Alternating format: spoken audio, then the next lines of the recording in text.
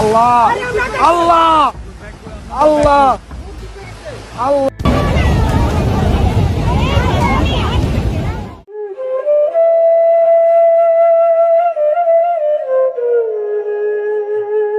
হায় আল্লাহ, এবার ভয়াবহ বন্যার কবলে পড়তে যাচ্ছে বন্দরনগরী চট্টগ্রাম। খবর নিয়ে জানা গেছে মাত্র 24 ঘন্টার বৃষ্টিতে যেন থমকে গেছে পুরো বন্দরনগরে।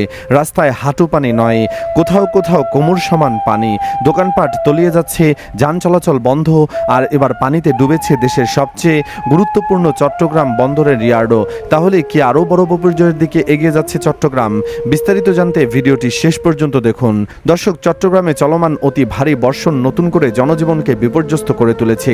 পাহাড়ি ঢল, কর্ণফুলী নদীর জোয়ার এবং একটানা বৃষ্টির কারণে নগরের বিভিন্ন এলাকা পানিতে তলিয়ে গেছে।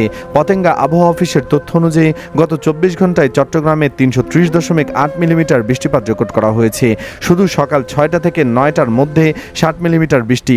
এত অল্প সময়ে এই পরিমাণ বৃষ্টিপাতের কারণে সৃষ্টি হয়েছে ভয়াবহ জলাবদ্ধতা।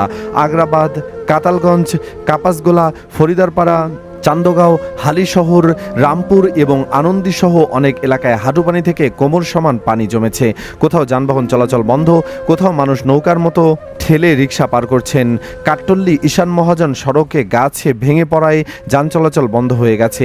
জলাবদ্ধতার কারণে বহু দোকান ও ব্যবসা প্রতিষ্ঠান পানি ঢুকে পড়েছে। ব্যবসায়ীরা বলছেন পানি দ্রুত না নামলে বড় ধরনের আর্থিক ক্ষতি হতে পারে। পরিস্থিতি বিবেচনায় নগরের কয়েকটি শিক্ষা প্রতিষ্ঠানে ছুটি ঘোষণা করা হয়েছে।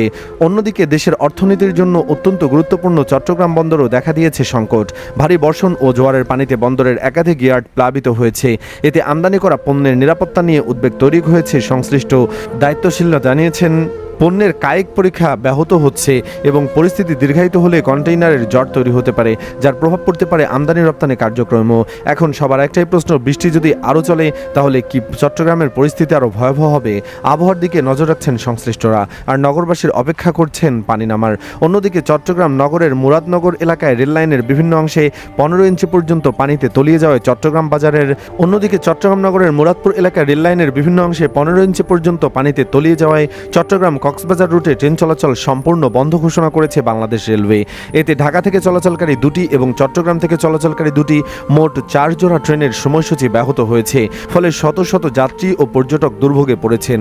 বাংলাদেশ রেলওয়ের প্রধান প্রকৌশলী পূর্বাঞ্চল তানভীরুল ইসলাম ট্রেন চলাচল বন্ধ থাকার বিষয়টি নিশ্চিত করেছেন। তিনি জানান, রেললাইনের উপর পানি নিরাপদ দূরত্বে না থাকায় ট্রেন চালানো সম্ভব নয়। তিনি বলেন, রেললাইনের উপর 3 থেকে 6 ইঞ্চি পানি থাকলে ট্রেন নিরাপদে চলাচল করতে পারে।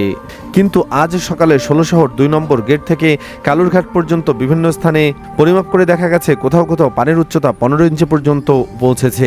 তানভীরুল ইসলাম বলেন, পানির উচ্চতা 6 ইঞ্চির নিচে নামা না পর্যন্ত ট্রেন চালানোর ঝুঁকি নেওয়া যাবে না, কারণ এতে ইঞ্জিনের যন্ত্রাংশ ক্ষতিগ্রস্ত হওয়ার আশঙ্কা রয়েছে। গত কয়েকদিনের টানা ভারী বৃষ্টিতে চট্টগ্রাম নগরের বিভিন্ন এলাকায় ব্যাপক জলাবদ্ধতা সৃষ্টি হয়েছে। পরিস্থিতি আরও অবনতি হয় মুরাদপুরের সুন্নিয়া মাদ্রাসা সংলগ্ন এলাকায় রেললাইন পুরোপুরি পানির নিচে তলিয়ে গেছে। বাংলাদেশ রেলওয়ে জনসংযোগ পরিচালক আনিসুর রহমান জানান, বর্তমানে 16 শহর থেকে জানালিহাট পর্যন্ত রেললাইনের বিভিন্ন অংশে প্রায় 15 ইঞ্চি পানির নিচে রয়েছে। দর্শক, চট্টগ্রামের এই পরিস্থিতি নিয়ে আপনার মতামত কি? আপনার এলাকাতেও কি এমন দুর্ভোগ চলছে? কমেন্টে জানিয়ে দিন আপনার মূল্যবান মতামত। ভিডিওটি ভালো লাগলে লাইক দিন এবং চ্যানেলটিকে সাবস্ক্রাইব করে পাশে থাকা বেল আইকনটি বাজিয়ে দিন, যাতে গুরুত্বপূর্ণ সংবাদ সবার আগে পান। ধন্যবাদ।